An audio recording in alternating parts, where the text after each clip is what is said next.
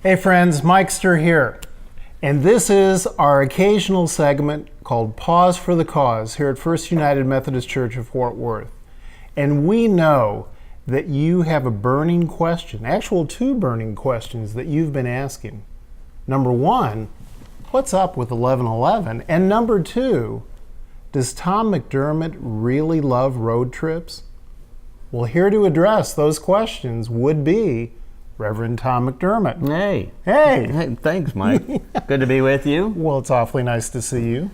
Yeah, so what's up with 1111? Yes. Well, I mean, continued exciting things, and the most exciting thing coming around the corner is, in fact, a road trip. Is it really? It really is. It's a road trip.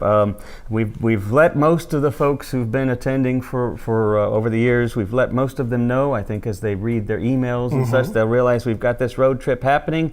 But yes, we are going to be moving off-site. And you're all being packed into a Explorer or something? We're being packed into, basically it's going to be a light road trip. Oh, nice. Yeah, basically it'll be very light. In fact, where we're going, everything we need will already be there. Really? Yes. It'll be 133 steps. Steps, not miles. Not miles, not hours. Not kilometers. Not kilometers, but 133 steps due east of the east entrance to the church campus. And where would that You know take where that's going to someone? take us? Where? We will be having our worship at the historic 512, which is the old YWCA building. Yes. Which now houses the Center for Transforming Lives, Yes. which is an amazing work in our city. They do amazing work, and they provide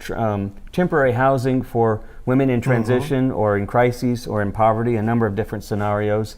And I'm not sure of the exact number of rooms, maybe 30 or so, maybe 40 rooms, which are on the floors, the 4th through 8th floor of the building. But they have an amazing ballroom and a great room below that is a very sought after venue. They use it for weddings, for celebrations, for corporate events during the week. Yeah. And because of what's been going on here, the growth needs that we have here, the increasing number of worship service and opportunities that we have here, this thing just sort of fell into our lap, this space, the ballroom there, which is just a beautiful historic, it's on the National Registry. Gosh. And just a beautiful space. And so when I first started mentioning to people that, we would be having our celebration over there on Sundays, they've made us an incredible deal to meet there now.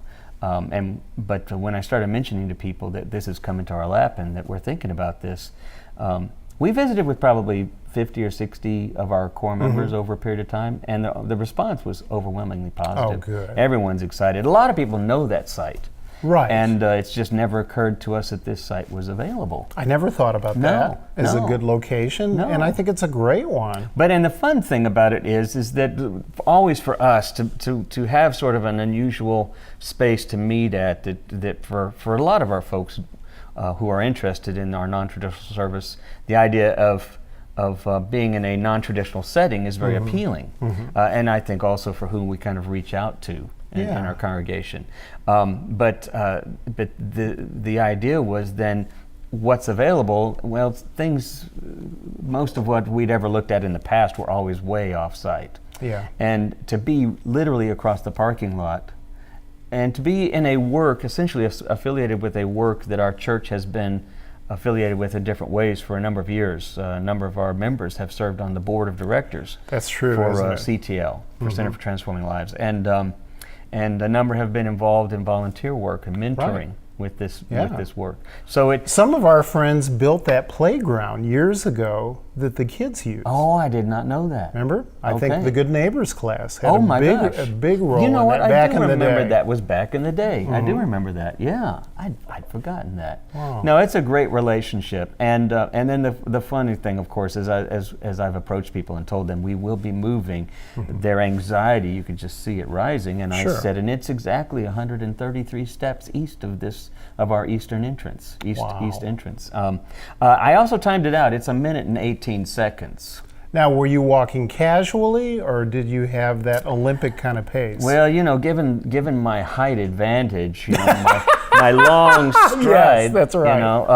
No, I was walking pretty comfortably, pretty casually. Although, we talked earlier, and you'd mentioned, could I have done this in 1:11? I think that would have been wonderfully symbolic. I could have added a little, accelerated one step and done it. Sure. Yeah. I bet Charm could do it. Charm in 1:11. I'm sure she could. Yeah. So, but yeah, it's very close. It's very close, and as I said, everything will be there. All of the equipment and whatnot. We've already started looking at how we'll set that room up for those Sunday mornings, and the Center for Transforming Lives has been very accommodating in working with us to make this relationship happen. So I'm just excited about what this is going to mean. Oh, I bet. For both for First Methodist, but also for 1111. Yes. And that community. So it really is a win for both. And I know Sharm has been talking about how much fun it's going to be to have friendly faces and greeters outside. So, if I come on a Sunday morning and I go on autopilot and go to Wesley Hall, there are going to be people there to say, come this way. Yeah, we'll have signage all throughout the church, as well as with our greeters and such, so folks aren't confused about what's going on, and that'll be happening throughout the summer. Then we'll have flags on the parking lot, and the fun thing, of course, is that when somebody asked me, said, "Oh, this is just going to be another change," and I said, "No,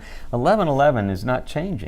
The band will be there. We'll all still be there. It'll be the same thing. We'll be in a different space, but a beautiful space." But the one thing that is definitely changing is that parking will be right next to the building. Yes. That's that people can park right there on the east half of that parking lot. That's hardly ever used. The convenience of that. Yeah. So there's just there's going to be a lot of fun with this. Yeah. I think it's going to be very exciting. And there's a little history here, because all of us on this staff have heard the stories over and over again about how this building, the groundbreaking was on the day of the stock market crash in 1929, and then the next year, October of 1930, is when the walkover happened. Right, yeah. From the old church at 7th and Taylor to this location for the first worship service. So this is going to be a current spin on the walkover. Yes, it will. It will be, and we've toyed with exactly what we will do ritually to experience this walkover, how we're going to ritualize it, and I'm in favor of the option that's been tossed out there, that I'm placed on a throne and then carted on. Yes, I'm kind of pushing. I can see this now. Yeah, I don't think that's going to happen. Okay. Yeah. I'm pretty sure I'd get dropped pretty quick. There could be people lining up to be your carriers. Yeah, I don't think so. No. Well, to avoid injuries. If I could put in everyone's hand a ukulele, we'll do that. Oh, musical trip. A musical trip. So again, the date that this begins is? This will be June the 10th. June 10th. And we will start there June the 10th. So we're thinking about doing an actual walkover right at the end of on the 3rd, just as a fun way of sort of introducing everyone to the space.